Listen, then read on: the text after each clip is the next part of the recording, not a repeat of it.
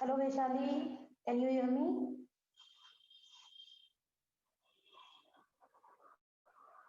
Hello. Vaishali, can you hear me? Yes, ma'am. Okay.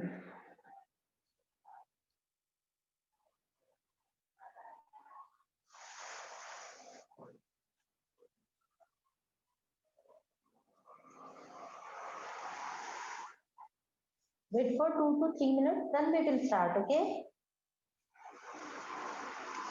Now, how are you, Vaishali?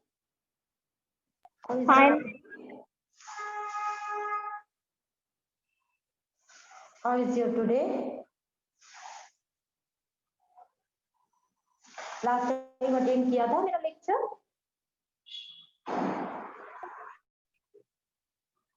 कौन कौन था जो last time lecture में था? Good evening, ma'am. Good evening. हम 2 से 3 मिनट वेट करते हैं, then we will start, okay? और आज ठंड कैसी है फिर? सभी को ठंड लग रही है? Yes, ma'am. वही ठंड का इफेक्ट दिख रहा है. ज्यादा लोग आज ऑनलाइन ज्वाइन नहीं हुए हैं, इसीलिए लग रहा है कि शायद ठंड का इफेक्ट है. ओके, लास्ट टाइम हमने क्या पढ़ा था? Ma'am, balance. वैलेंसीज पढ़ रहे थे, है ना? तो ये जो वैलेंसीज है, अगर हम बात करते हैं वैलेंसीज की, तो आपने क्या होता है जब भी हम बात करते हैं किसी एलिमेंट की या मेटल की, तो क्या हो रहा है, या तो कोई मेटल या जो एलिमेंट है वो किसी भी दूसरे एलिमेंट या एटम को या तो इलेक्ट्रॉन देगा या फिर इलेक्ट्रॉन लेगा. मेरी बात समझ में आ रही? तो जब भी वो इलेक्ट्रॉन देगा, क्या लेगा? क्या करने के लिए? अपना ऑक्टेट कंप्लीट करने के लिए. तो वो क्या कहलाएगी? उस पर्टिकुलर एलिमेंट या एटम की वैलेंसी.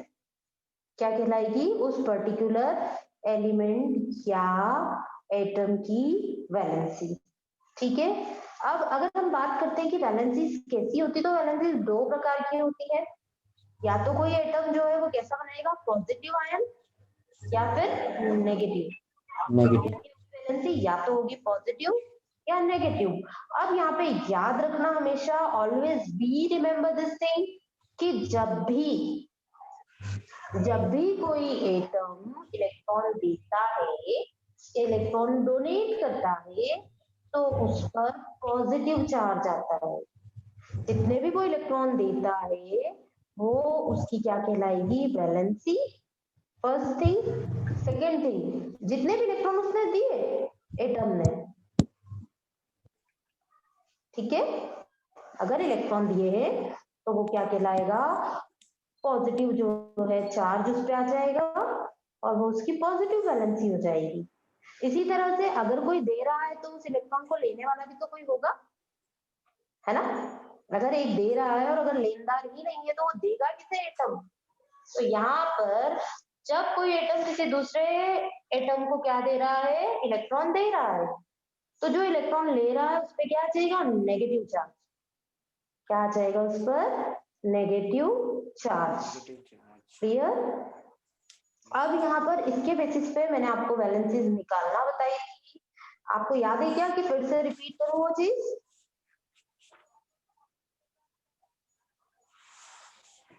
याद है वैलेंसी कैसे काउंट की जाती है? Yes, ma'am. सभी को? ठीक है. ओके.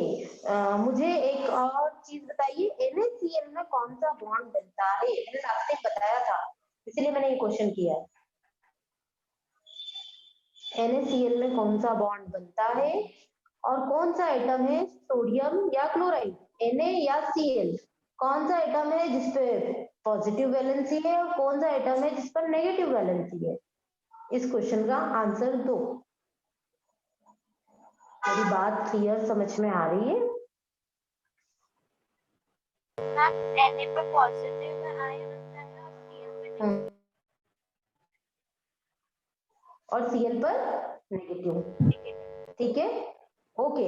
Na की वैलेंसी कितनी है? Na का नाम है सोडियम। क्या है Na का नाम? Chemical name sodium. और Cl जो होता है क्लोराइड। और जब एक Na और एक Cl आपस में मिलते हैं तो क्या बनाते हैं? Sodium chloride. क्या बना रहे हैं? Sodium chloride. और हमारे किचन में मिलता है सोडियम क्लोराइड, आपको पता है क्या है? Yes ma'am, salt.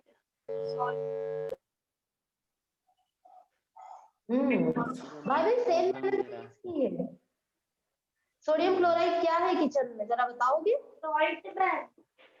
Salt, yes salt.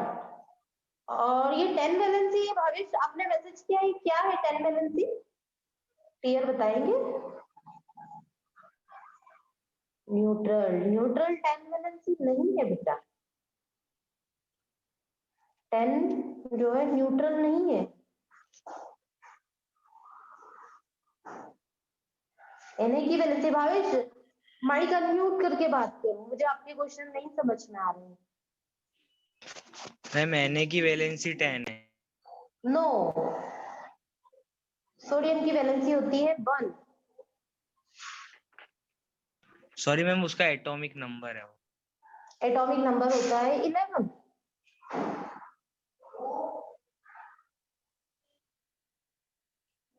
एक बार और, मुझे पता है आपके क्वेश्चन से ही पता चल गया है कि बहुत सारे स्टूडेंट्स हैं जो अभी भी वैलेंसी में कंफ्यूज्ड है। मैं इस चीज को क्लियर कर देती हूँ, ठीक है?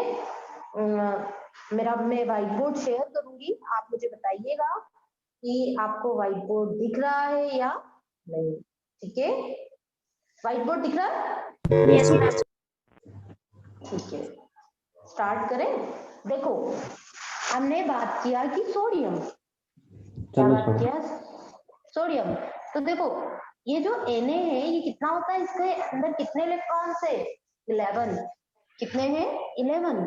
अगर इसको, मैंने आपको एक और चीज बताई थी कि हम इसको गोल स्ट्रक्चर में भी भर सकते हैं। सोडियम है, इसकी फर्स्ट शेल में आएंगे 2 इलेक्ट्रॉन, इसकी सेकेंड शेल में कितने आएंगे? 8। 2 1 2 3 4 5 6 7 8। अब ये काउंट करो कि ये जो है 2 है, 1 2 है ना, 3 4 5 6 7 8 9 10। 10 इलेक्ट्रॉन है, जबकि सोडियम में कितने इलेक्ट्रॉन है? मैक्सिमम 11। तो एक और नया शेल बन जाएगा जिसमें 1 इलेक्ट्रॉन होगा। ये जो है, ये जो 1 इलेक्ट्रॉन है, आपको मेरी बात समझ में आ रही है? ये जो 1 इलेक्ट्रॉन है, ये इलेक्ट्रॉन क्या कहलाएगा इसका? ये 1 इलेक्ट्रॉन कहलाएगा इसका valence shell electron. Valence shell electron, या हिंदी में कहे तो इसे कहते हैं संयोजकता, संयोजकता कक्ष।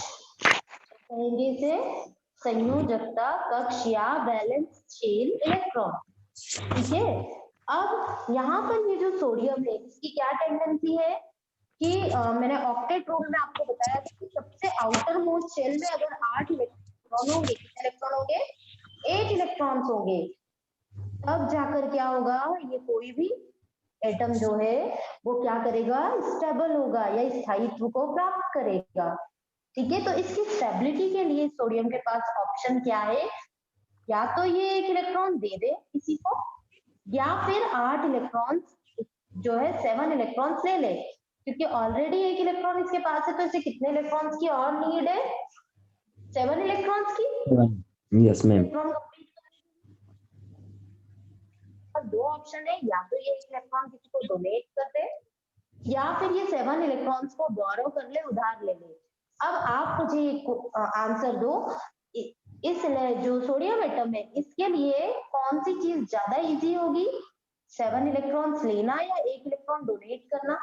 मैम मैम 1 एक इलेक्ट्रॉन डोनेट करना। 1 इलेक्ट्रॉन डोनेट डोनेट करना ज्यादा इजी होगा, है ना, स्टेबिलिटी के लिए। जितने इसने एक इलेक्ट्रॉन डोनेट किया तो आउटर मोस्ट शेल जो है ये हट जाएगी, ठीक है। और अब अगर आप इसमें काउंट करो तो इसका जो सबसे बाहर का जो ऑर्बिटल है उसमें 8 इलेक्ट्रॉन हो गए। देखो काउंट करो, 1 2 3 4 5 6 7 और 8, ठीक है। तो इसका यहाँ पर ऑक्टेट कंप्लीट हो गया।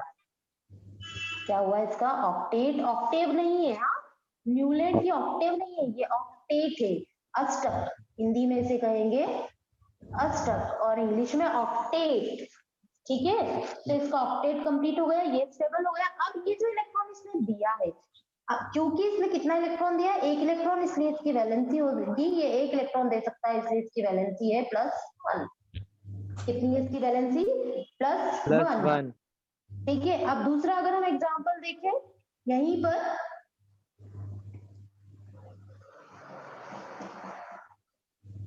हमारे पास में एक और एलिमेंट है जिसे कहते हैं क्लोराइड।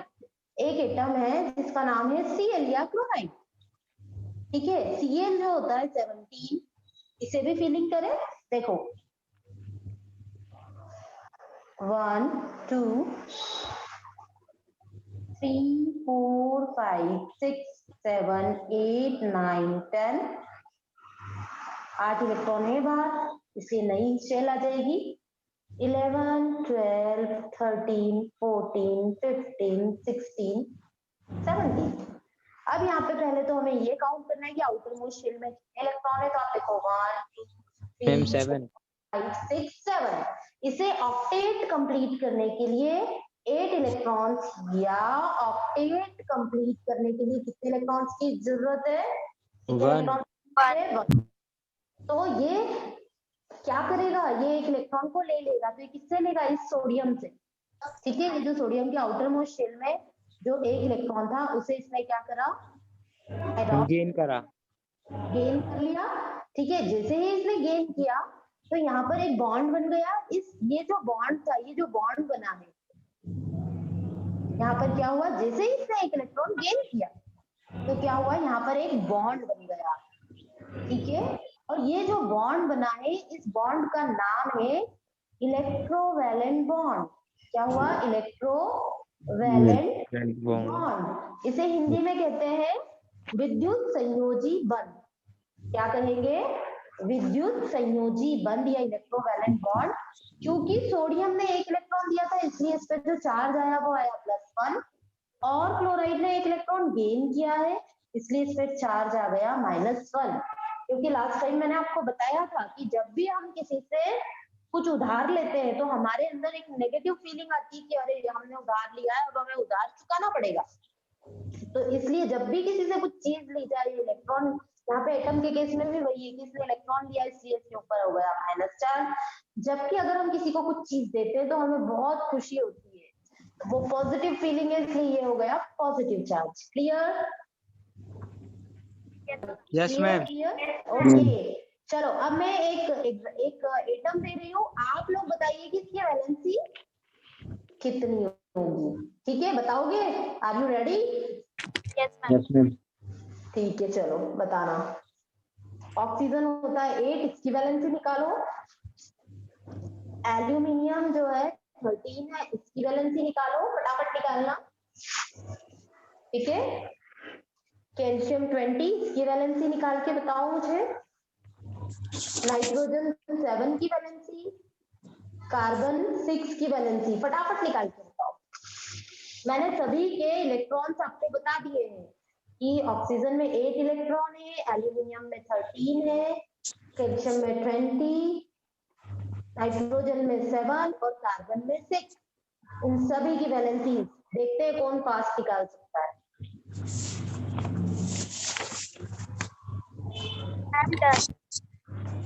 डन? चलो सभी लोग अलग अलग आंसर देना, सभी को मौका मिलना चाहिए बोलने का। चलो 8, ये जो ऑक्सीजन है इसकी वैलेंसी कौन बताएगा? मैम मैं बताऊं? बताओ, नाम भी बताते जाओ। मैम आयुषी जैन 2। आयुषी प्लस या minus? Minus. Minus Yes, ma'am. इसको ऑक्टेट, इसका जो आउटर मोस्ट शेल है उसमें कितने इलेक्ट्रॉन है? 6। Yes, ma'am. और हमें क्या करना है? 2 इलेक्ट्रॉन लेना पड़ेंगे ऑक्टेट कंप्लीट करने के लिए, करेक्ट? चलो सेकंड एल्यूमिनियम की कौन बताएगा? बताओ बताओ फास्ट। एल्यूमिनियम की कौन?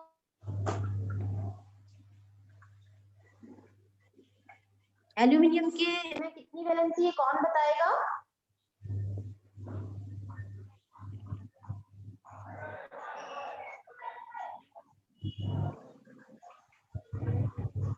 मैम +3। +3। इट मींस इसके आउटर मोस्ट शेल में कितने इलेक्ट्रॉन्स है?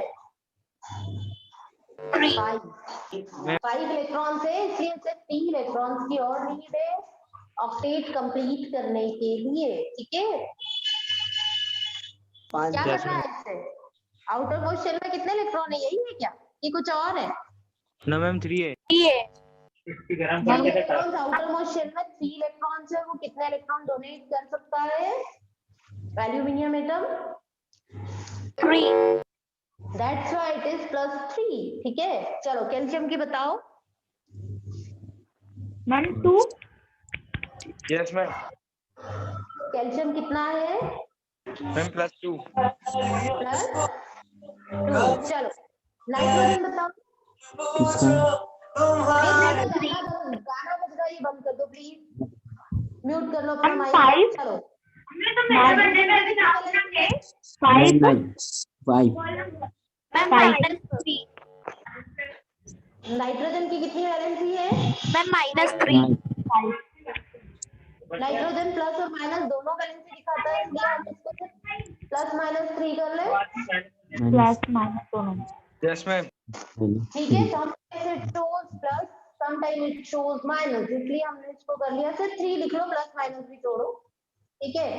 चलो कार्बन की बताओ। मैम कार्बन की भी प्लस और माइनस।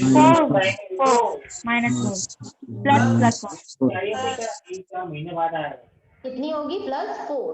अब यहाँ पे एक चीज और ध्यान रखना, मैक्सिमम जितने भी एलिमेंट्स है जो कि ज्यादा वैलेंसी शो कर रहे हैं, जिनमें 4 या 3 वैलेंसी है, वो हमेशा एक स्पेशल टाइप के बॉन्ड बनाते हैं, इसे कहते हैं कोवेलेंट बॉन्ड।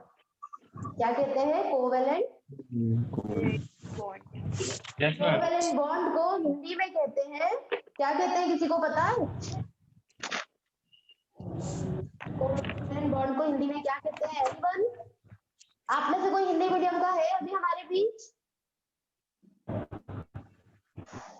कोई है हमारे बीच? कोई हिंदी मीडियम स्टूडेंट है हमारे बीच?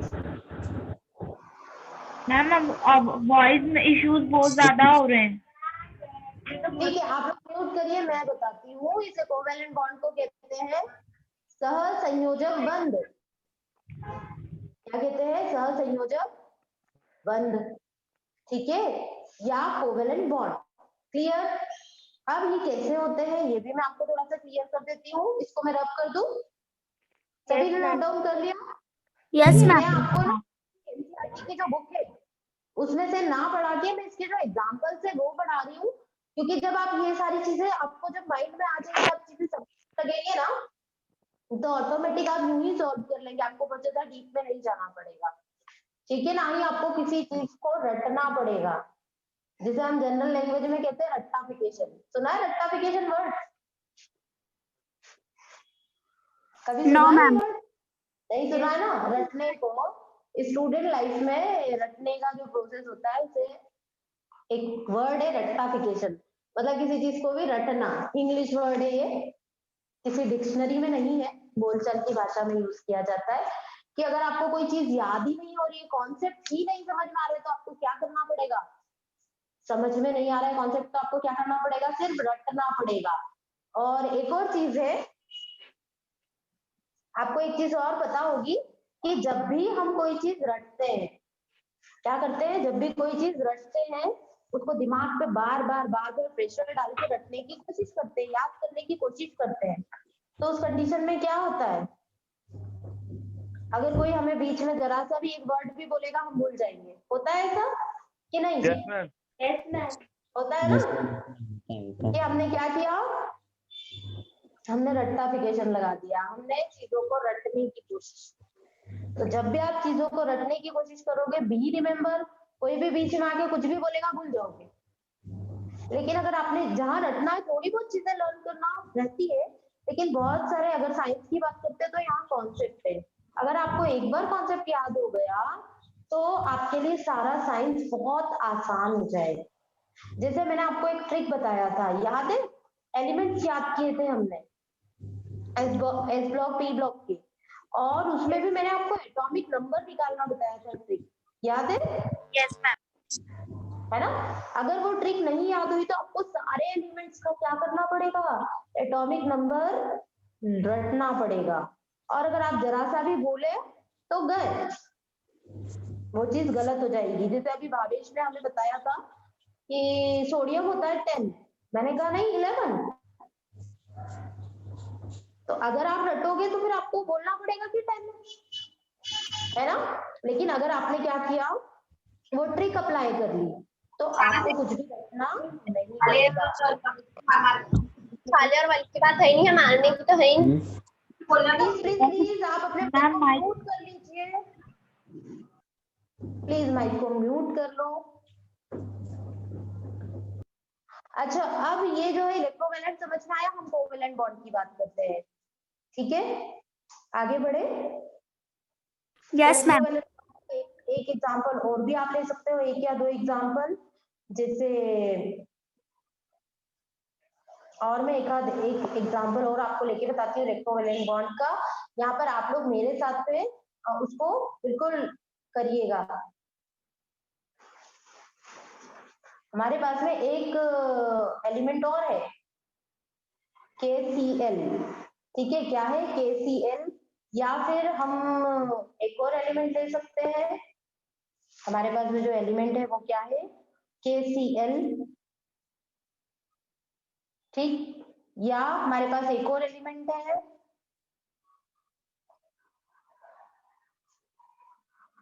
इसमें कौन सा बॉन्ड होगा, जरा कोई बताएगा? इलेक्ट्रोवैलेंट होगा या कोवैलेंट होगा?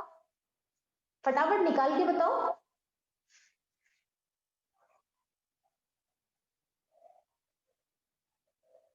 मैम KCl में। Yes,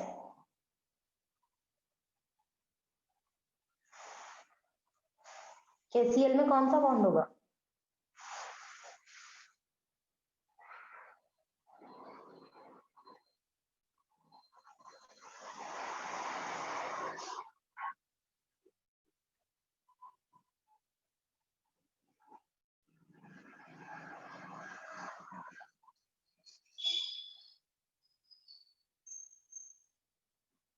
ma'am ionic.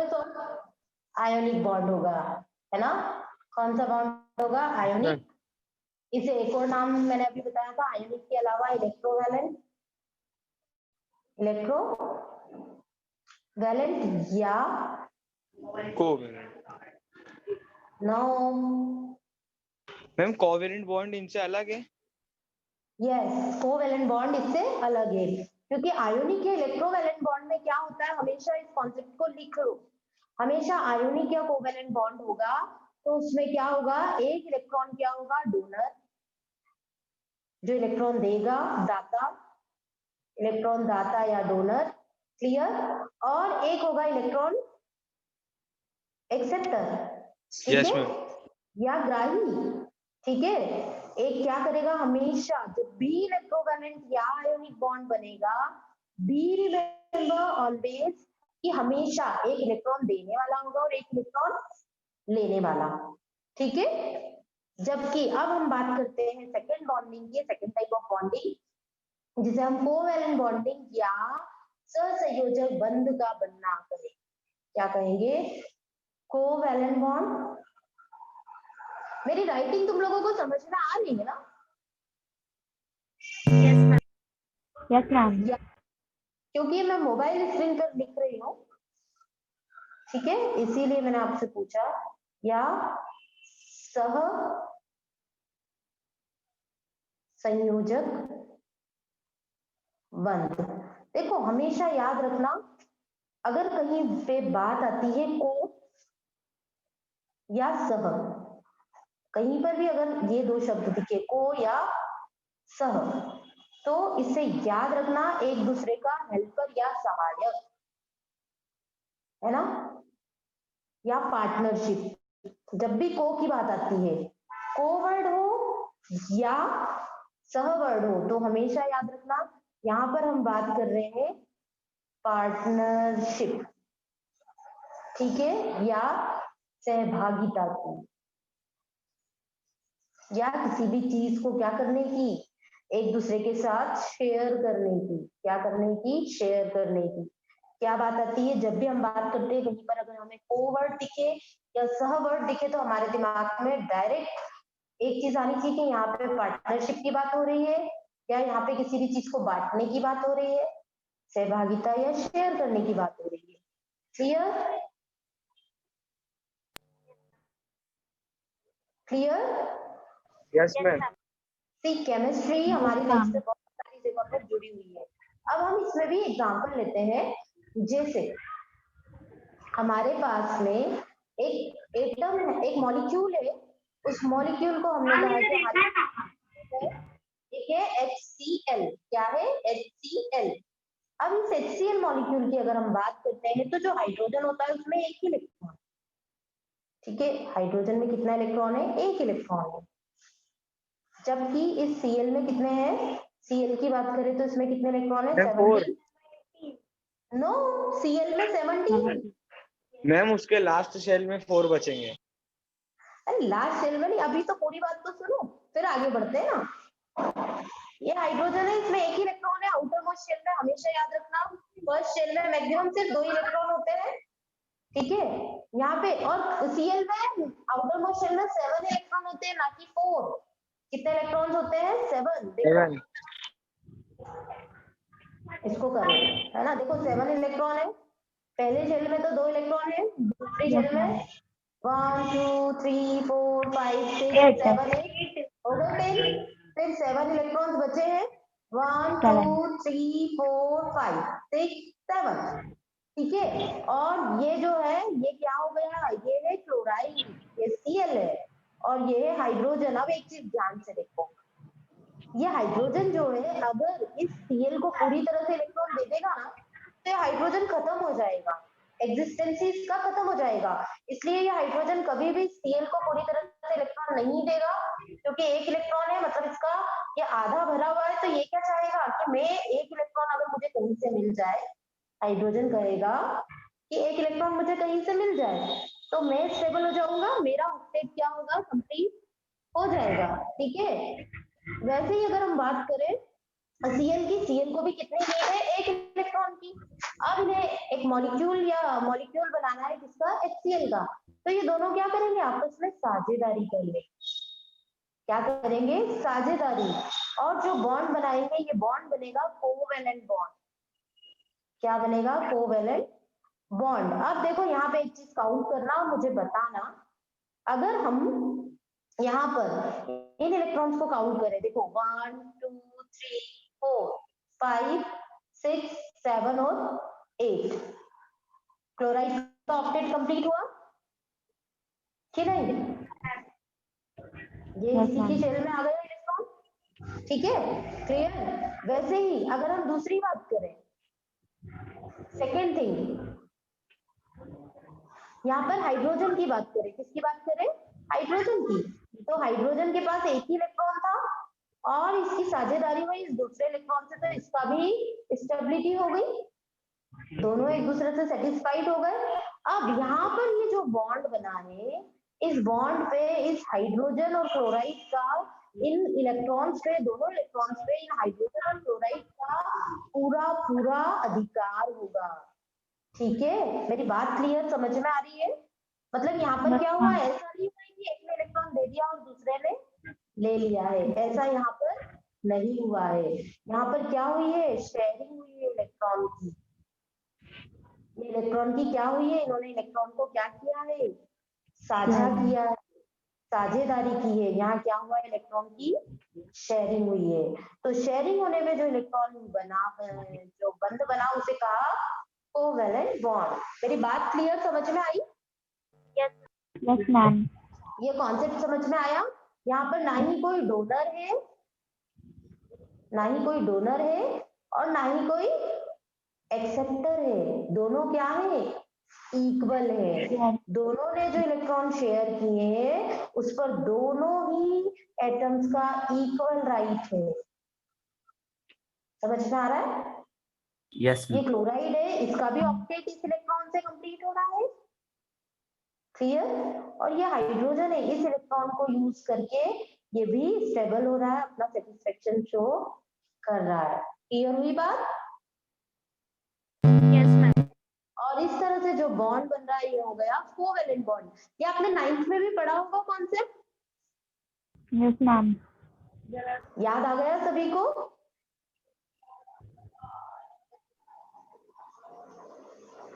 यहाँ पर एक और बात है, देखो यहाँ पर हम एक और चीज का बनना देख सकते हैं। If you talk about, Zubair please मेरी स्क्रीन पे कुछ ना लिखे आप। देखो अगर हमने बात की Cl सिंगल बॉन्ड Cl, इसमें भी कोवेलेंट बॉन्डिंग होती है। जब भी हम बात कर रहे हैं ना क्लोराइड की, Cl2 जो बन रहा है ये किससे बना है? 2 Cl एटम्स से। किससे मिलकर बना है? एक Cl एटम प्लस दूसरा Cl एटम, तो क्या बन गया? Cl2। तो ये जो Cl2 बना है इसमें भी आप हमेशा याद रखना इसमें कौन सा बॉन्ड होगा? कोवेलेंट। देख लो क्रॉस चेक करके कि कोवेलेंट बॉन्ड है या नहीं। कर सकते हो? Yes ma'am. करके देखो फटाफट। Cl2 में कोवेलेंट बॉन्ड होगा, N2 में भी कोवेलेंट बॉन्ड होता है, C2 में भी कोवेलेंट बॉन्ड होता है। बस कितने बॉन्ड होंगे ये मुझे आप लोग बताओ। O2 में भी कोवेलेंट बॉन्ड होता है, H2 में भी कोवेलेंट बॉन्ड होगा। फटाफट प्रैक्टिस करो, क्योंकि ये प्रैक्टिस हो गई तो आपको आगे की रिएक्शन मैकेनिज्म बहुत इजी हो जाएगा।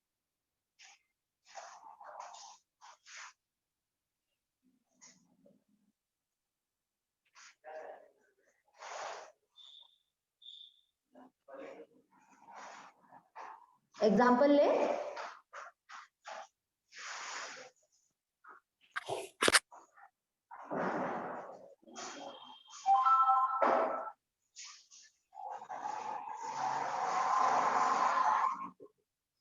मैं बताऊं एग्जाम्पल? Yes ma'am. करना आ रहा है, ये निकालना आ रहा है कोवेलेंट बॉन्ड या नहीं? पहले हाँ या ना बताओ। मैम आ रहे हैं। Yes ma'am. आ रहे हैं ना? Cl में कितने कोवेलेंट बॉन्ड होंगे ये बताओ? Ma'am single. सिंगल होगा, Cl में सिंगल होगा, ठीक है। Cl2 में, सॉरी, अच्छा O2 में कितने बॉन्ड होंगे? मैम 2। ट्वाइस। O2 में होंगे 2, ठीक है। N2 में 3। मैम 3। सभी को आ रहा है ये चीज कि 2 ही लोग बोल रहे हैं? सभी कर मैम पा रहे आ हैं रहा ये है। चीज? ठीक है, ओके। अच्छा एक और बताओ आप मुझे, C2 में कितने बॉन्ड होंगे?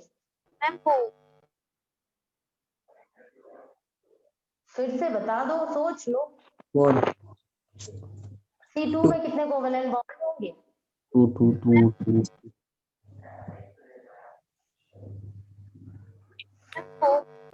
4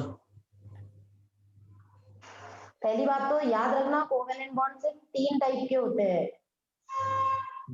सिंगल बॉन्ड,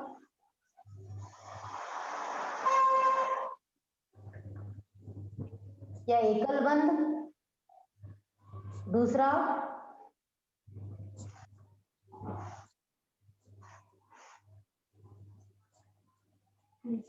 डबल बॉन्ड या ट्रिपल द्विबंध, और एक होता है ट्रिपल ट्रिपल बॉन्ड। अब बताओ CO2 में कितना बंद होता है? और मुझे पता है यहाँ कंफ्यूजन है तो इसको मैं क्लियर कर देती हूँ। C2 में होता है ट्रिपल बॉन्ड, लेकिन ये कैसे होता है ये आपको मैं थोड़ा सा बता दूं कि आ गया? मैम बतला दीजिए। ठीक है, चलो कार्बन की वैलेंसी तो 4 होती है, बट ये बनाता कितना है, ये ट्रिपल बॉन्ड बनाता है। जैसे कार्बन होता है 6, दूसरा कार्बन भी है 6, ठीक है, दोनों कार्बन कितने हैं, 6 है। तो हमने पहले गोला भरा, 1 2 3 4 5 6 कंप्लीट। फर्स्ट कार्बन में इसको ए और बी कर दूं, कार्बन ए और कार्बन बी, तो आपको कंफ्यूजन नहीं होगा, ठीक है। ये हमने लिखा कार्बन ए के लिए, ठीक है। अब हम यूज कर रहे हैं कार्बन बी के लिए। मैंने ग्रीन वाला जो है कार्बन बी के लिए यूज किया है 1 3 4 5 6, ठीक है। अब देखो दोनों को ऑक्टेट कंप्लीट करने के लिए कितने इलेक्ट्रॉन्स की नीड है, कितने इलेक्ट्रॉन्स की नीड है,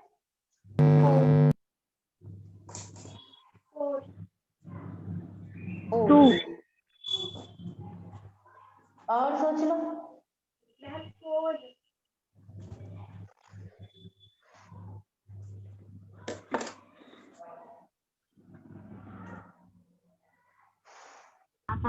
फोर इलेक्ट्रॉन। कितने इलेक्ट्रॉन्स की, 4 इलेक्ट्रॉन्स की। लेकिन हमेशा ये कितनी वैलेंसी शो करेंगे, 3, 1 2 और 3। कितनी वैलेंसी शो, कितने इलेक्ट्रॉन्स की, हमेशा ट्रिपल बॉन्ड बनाएंगे। और ये जो हमेशा HC ट्रिपल बॉन्ड इसी में एग्जिस्ट करेंगे, ठीक है। तो एक जो है ये हाइड्रोजन से रिएक्शन करेगा, और यहाँ पे भी दूसरा हाइड्रोजन से, तो कितने बंध बना लेगा, 3। कितने बंध बनाएगा, 3। तो C2H2, इसका फॉर्मूला क्या हो जाएगा, C2H2। और हमेशा कार्बन की मैक्सिमम जो बॉन्डिंग होगी वो कितनी होगी, ट्रिपल बॉन्ड की 3, ठीक है। तो इसने कितने कोवेलेंट बॉन्ड बनाए, एक तो ये वाला ट्रिपल बॉन्ड वाला कोवेलेंट बॉन्ड, एक ये सिंगल बॉन्ड और एक ये सिंगल। तो मैक्सिमम कोवेलेंट बॉन्डिंग होती है 3 टाइप की, डबल बॉन्ड, सिंगल बॉन्ड और ट्रिपल बॉन्ड। क्लियर।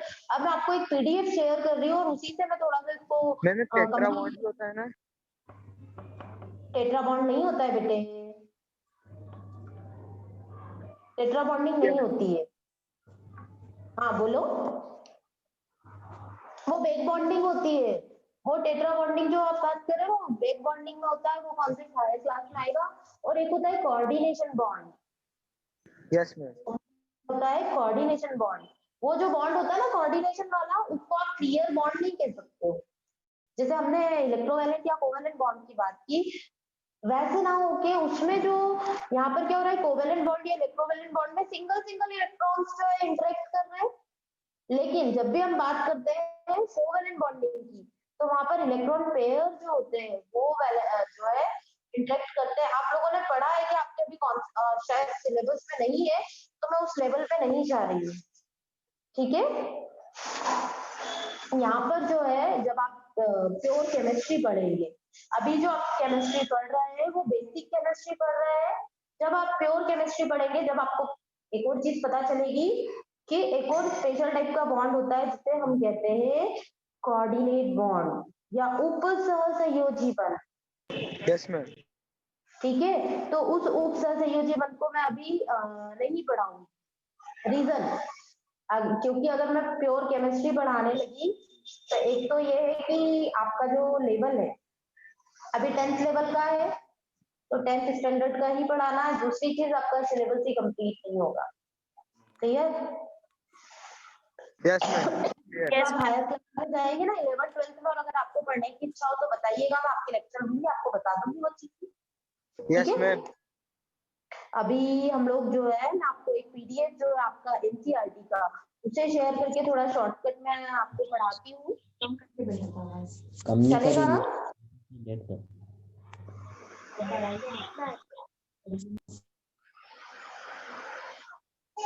देखो मेरी स्क्रीन दिख रही है सभी को, ठीक है। ये आपका, हाँ ये आपका जो एनसीईआरटी का चैप्टर है ये है। इसमें देखो फर्स्ट जो है फिजिकल प्रॉपर्टी, तो आप सभी को अब पता चल गया है कि, और आप पहले भी पढ़ के आए हैं, फिजिकल प्रॉपर्टीज में क्या होगा कि मेटल्स जो होते हैं एक तो क्या करते हैं, आवाज करते हैं, ठीक है, उसमें साउंड होता है। दूसरी चीज कि उससे वायर बनाए जा सकते हैं, डक्टाइल जो है कंप्रेस करके, ठीक है। तीसरी चीज उसके क्या होते हैं, इलेक्ट्रिक जो है उसकी कंडक्टिविटी शो करते हैं, लाइट के साथ जो इलेक्ट्रिसिटी उसकी कंडक्टिविटी शो करते हैं। फोर्थ पॉइंट क्या होगा कि जितने भी मेटल्स होते हैं ये थर्मल कंडक्टिविटी भी शो करते हैं। थर्मल कंडक्टिविटी या ताप जो होता है, तापमान के साथ भी ये रिएक्ट करते हैं। इसका मतलब किसी को पता है? कोई मुझे उदाहरण बताएगा, कोई एग्जांपल से बता सकता है?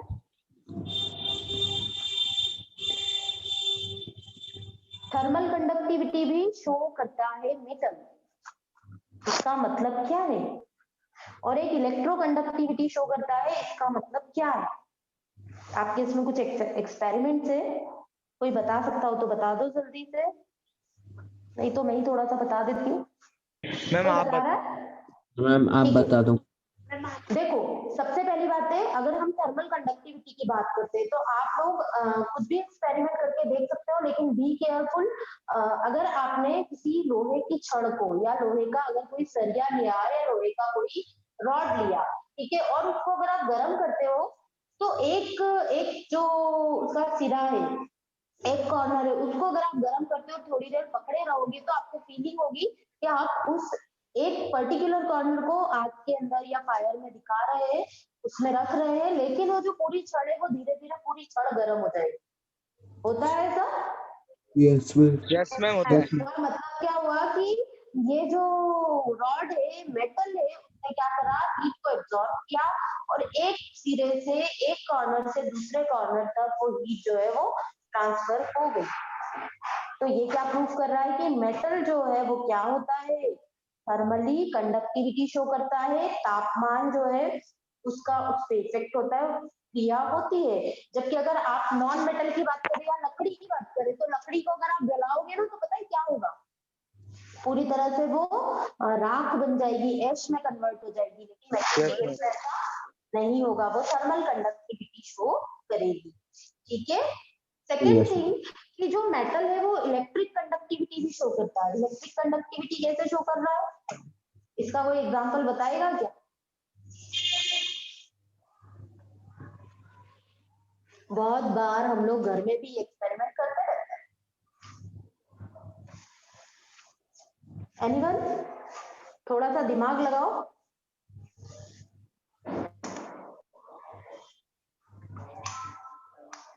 एक बहुत लाइव एग्जांपल है, लाइव का आपकी किताब में तो ये बैटरी वाला एग्जांपल दिया है कि दो वायर लिए, उसे एक बैटरी से जोड़ा है और अगर उसके बीच में बल्ब लगा दिया तो बल्ब चालू हो जाएगा।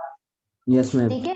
लेकिन एक और एग्जांपल मैं बता रही हूँ, अगर कोई खुले हुए तार को छू ले और वो तार जो है वो कहाँ है, वो किसी इलेक्ट्रिसिटी बोर्ड में लगा हुआ है और उस तार को अगर आप छूते हो तो आपको करंट या झटका लगता है। होता है ऐसा?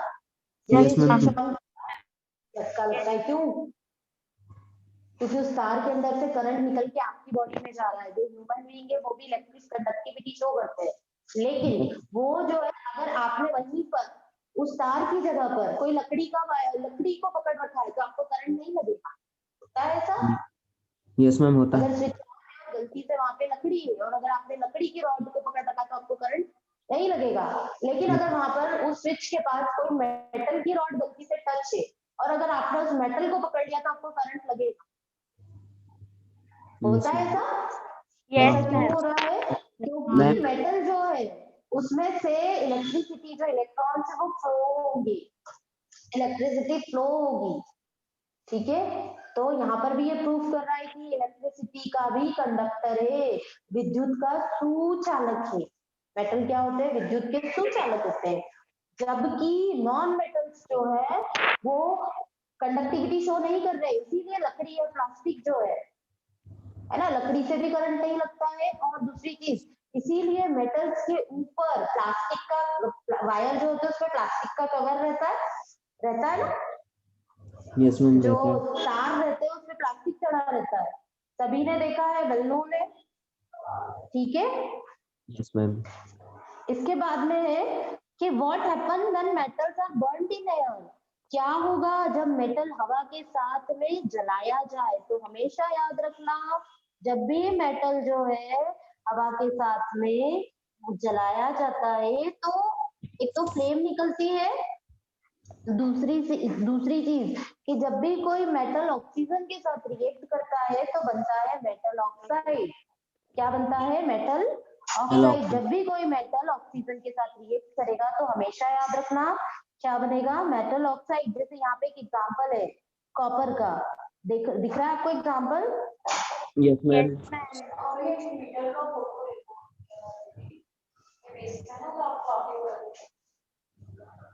हम बात कर रहे हैं किसकी? कॉपर की। तो देखो यहाँ पर जो है कॉपर, एक मिनट बेटा, नेहा नीलम को कॉल करके बोलो मैं लेक्चर ले रही हूँ। यहाँ पर क्या होगा? मेटल ऑक्साइड की बात करी तो देखो 2 कॉपर लिखा है, 2CO प्लस O2, तो इसने क्या बनाया? 2CuO, जिसे कहा कॉपर ऑक्साइड। ठीक है, वैसे ही एल्यूमिनियम जो है Al3O2, क्योंकि यहाँ पे 2 क्यों लिखा है? क्योंकि कॉपर की जो है वैलेंसी 2 थी, इसलिए 2Cu लिखा है, जबकि एल्यूमिनियम की वैलेंसी कितनी है? +3 है, इसलिए इसके साथ कितने ऑक्सीजन जुड़ गए? 3 ऑक्सीजन। कितने ऑक्सीजन जुड़ गए? 3। दिख रहा है आपको एग्जांपल में? देखो, है ना? ये चीज समझ में आ रही है?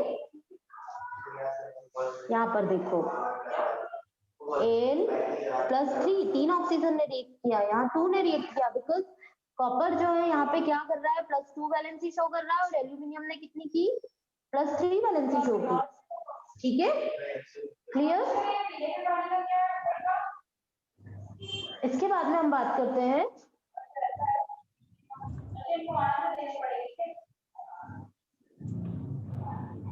ठीक है, इसके बाद में हम बात कर रहे हैं कि जब भी कोई एटम, जब भी कोई ऑक्साइड किसी एसिड से क्रिया करता है, यहाँ दिख रहा है Al2O3 का 6HCl, आपको दिख रहा है ये पीडीएफ में? मैम किसी का माइक डिस्टर्ब कर रहा है। हाँ, Yes, ma'am. दिख रहा है. क्या बोल रहे हो? किसी ने अभी बीच में कुछ और भी बोला है, क्या बोल रहे हैं बेटा? जब भी कोई ऑक्साइड, जैसे ये Al2O3 किसी HCl जो होता है इसका नाम है हाइड्रोक्लोरिक एसिड, जब भी किसी एसिड से क्रिया करता है तो ये क्या बनाता है? सॉल्ट का फॉर्मेशन करता है। किसका फॉर्मेशन करता है? सॉल्ट का।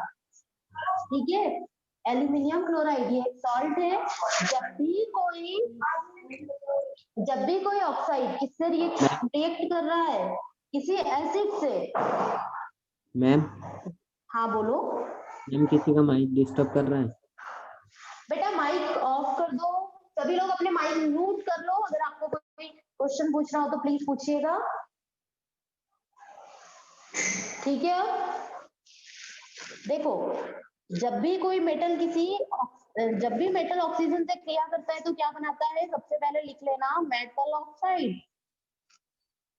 ये हिंदी और इंग्लिश दोनों में यही टर्मिनोलॉजी यूज होगी कि जब भी कोई मेटल, कोई भी हो सकता है, वो XYZ, कॉपर मेटल है, कॉपर मेटल ऑक्सीजन से क्रिया करके कॉपर ऑक्साइड बना रहा था। यहाँ पर एल्यूमिनियम भी मेटल है, इसने भी ऑक्सीजन से क्रिया की, ऑक्सीजन से रिएक्ट करने पर बनाया एल्यूमिनियम ऑक्साइड।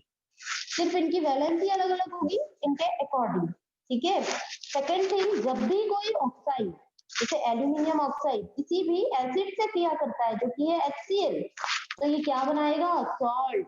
क्या बनाता है बेटा? सॉल्ट। क्लियर? वैसे ही जब भी कोई ऑक्साइड, ये HCl का फुल फॉर्म लिख लो, हाइड्रोक्लोरिक एसिड। क्या है? Hydrochloric acid. ठीक है, इस HCl का फुल फॉर्म है हाइड्रोक्लोरिक एसिड। वैसे ही प्लीज ये आपका माइक म्यूट करिए, बीच में बहुत कटर कटर की आवाज आ रही है। वैसे ही जब भी कोई ऑक्साइड किसी बेस से क्रिया करता है, बेस या क्षार से क्रिया करता है, तो तब भी ये क्या बनाता है? ये बनाता है सॉल्ट। क्या बनाता है? सॉल्ट। या वो एसिड से, कोई भी ऑक्साइड हो, वो जब भी एसिड से क्रिया करेगा तब सॉल्ट बनाएगा, या बेस से क्रिया करेगा तब भी सॉल्ट बनाएगा। और जब भी कोई मेटल वाटर से क्रिया करता है तो क्या बनाता है? हाइड्रोक्साइड। क्या बनाता है? हाइड्रोक्साइड। क्लियर? आज के लिए इतना ही काफी है। कल हम इसे Yes, ma'am. कंटिन्यू करेंगे, ठीक है? Thank you ma'am. Thank you ma'am. Okay बेटे। Be remember, always be remember, हमने क्या देखा कि जब भी कोई मेटल किसी ऑक्सीजन से, जब भी मेटल ऑक्सीजन से रिएक्शन करेगा तो क्या बनाएगा? मेटल ऑक्साइड, ठीक है, फर्स्ट थिंग।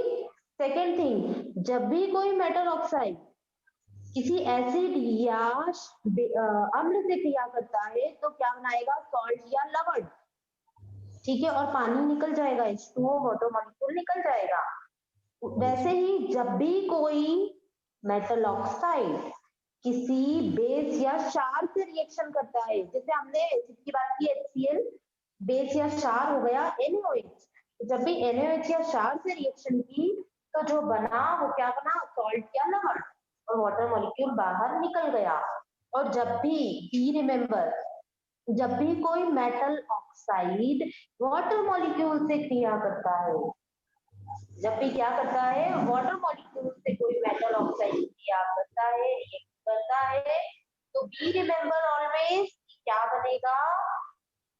Metal hydroxide. क्या बनाएगा? हाइड्रोक्साइड, मेटल हाइड्रोक्साइड, बिकॉज जो वाटर है उसे कहते हैं हाइड्रा, ठीक है? चलो Yes, ma'am. आज के लिए इतना काफी है, कल हम आगे का देखते हैं। इस चैप्टर को हम कल कंप्लीट कर लेंगे।